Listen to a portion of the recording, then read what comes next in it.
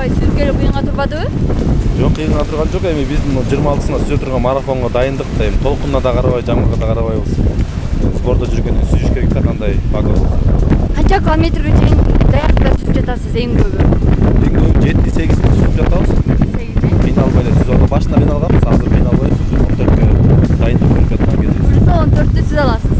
Ооба, будай курам барбасак сүзөбүз. Өзүңүзгө ийгилик кылабыз.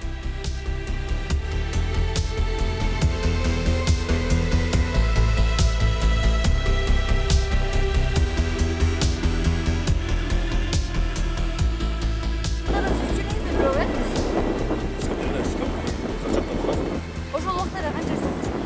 50 мүнөт сүзүп чакчап болчу. Бирок 2 ай даярдоо ушунчалык Настрой ушундай жакшы болду да, бул жанагы Сирен байкебиз менен Баку Молдосун Бактияр агай мотивацияны берген да. Мотивация берген.